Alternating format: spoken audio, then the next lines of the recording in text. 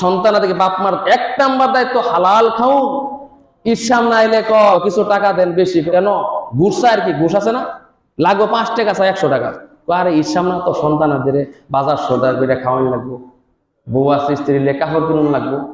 তুমি ঘুষের টাকা দিয়ে তোমার স্ত্রীর তুমি শাড়ি কিনা দিবা, তোমার স্ত্রীর স্বর্ণের জেহার বানাই দিবা, তোমার সন্তানকে তুমি কাপড় চোপড় কিনা দিবা, তুমি গরুর গোশত খানা তোমার সন্তানে তুমি রক্ত বানাইবা, তো তোমার সন্তান তো ভালো হবে না, সন্তান তোমার ভালো হবে না। তুমি ল পাস করে তুমি কি করলা, তুমি তো খারাপ পথে গেলা। এমএ পাস করে তুমি কি করলা, খারাপ পথে গেলা। কিন্তু একজন ছোট্ট আলেম সে বিশেষ করে যারা ইমামতি করে টাকা নেয়, এদের কোনো ঘুষ আছে? ১০,০০০ টাকা বেতন, ৫,০০০ টাকা ঘুষই নাই, ঘুষে কোনো প্রশ্নই আসে না, আছে নাই। এই জন্য আল্লাহ বলেন, ইয়া আইয়ুহাল্লাযীনা আমানু লা তুলহিকুম আমওয়ালুকুম ওয়ালা আওলাদুকুম আন যিকরিল্লাহ ওয়া মান ইয়াফআল যালিকা ফাউলাইকা হুমুল খাসিরুন। আল্লাহু আকবার, আল্লাহর কথা। এক লোকে বলছিল যে আমি আল্লাহর কোরআনকে বিশ্বাস করি, জাগতিক শিক্ষা আমি বিশ্বাস করি না। কেন?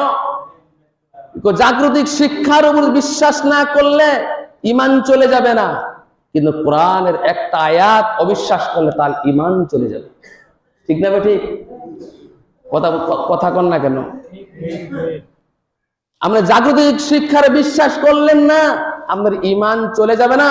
কোরআনের একটা আয়াতকে অস্বীকার করলে ঈমান চলে যাবে।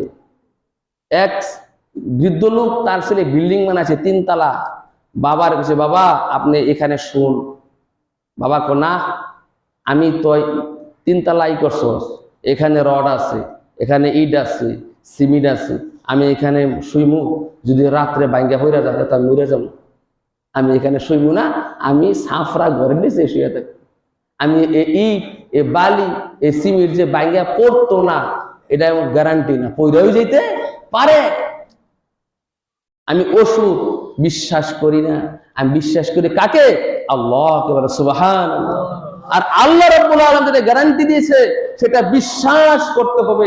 কিন্তু বিল্ডিং যে তুফানে উড়াই যেতে পারে না, এটা কি আপনারা বিশ্বাস করেন? যে কোনো মুহূর্তে উড়ে এই বিল্ডিং বাতাসে ভূমিকম্প উড়ে যেতে পারে, কিন্তু আল্লাহর কথা যেটা শিউর সেটা কথা লড়চড় হতে পারে না, এটা আল্লাহর কথা।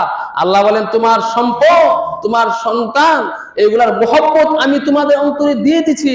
এমন না তোমাদেরকে দিয়েছি না, নবী রাসূল পর্যন্ত দিয়েছি, কিন্তু এরাই তোমাদেরকে আল্লাহর কাম থেকে, আল্লাহর কাছ থেকে, রাসূলের মহব্বত থেকে, ভালোবাসা থেকে তোমাদেরকে কিন্তু দূরে সরে রাখবে। খবরদার বান্দারা, একটু চিন্তা করে চললো। এগোই সেটা আল্লাহ রাব্বুল আলামিন সেই কোরআনের মধ্যে বলছে। হুজুর সাল্লাল্লাহু আলাইহি ওয়াসাল্লাম মসজিদের কোনায় বসে কাঁদতেছে। ওমর ফারুক রাদিয়াল্লাহু জিজ্ঞাসা করলেন, ইয়া রাসূলুল্লাহ আপনি কাঁদেন কেন? আমার সন্তান হইছে কাসেম, আবু তাহের, আল্লাহ রাব্বুল আলামিন দিয়েই তো নিয়ে গেছে, আমার তো মোহাব্বত লাগে, ভালোবাসা লাগে সন্তান মধ্যে, আল্লাহ তো মায়া দিয়ে দিয়েছে। ওমর ফারুক রাদিয়াল্লাহু জিজ্ঞাসা করলেন, ইয়া রাসূলুল্লাহ আপনিও জান্নাতি, আপনার ছেলেও জান্নাতি, কাঁদলেন কি আছে? মোহাব্বত কি লাগে না? হুজুর সাল্লাল্লাহু আলাইহি ওয়াসাল্লাম শেষ নবী, তারপরে আর কোন নবী হবে না, নবী আসবে না।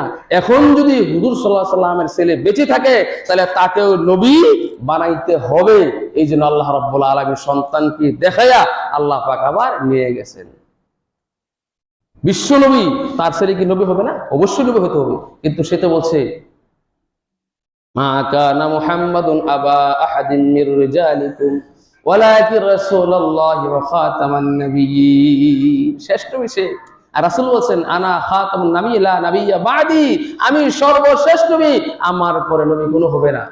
তাহলে আমার ছেলেকে বাঁচার আগে নবী তো।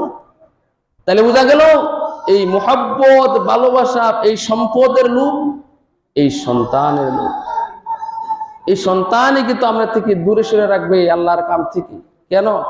এই সন্তানের মুহাব্বত, ভালোবাসা, প্রেম, যার মুহাব্বত আল্লাহ তাক আপনাকে অন্তরে দিয়ে দিস।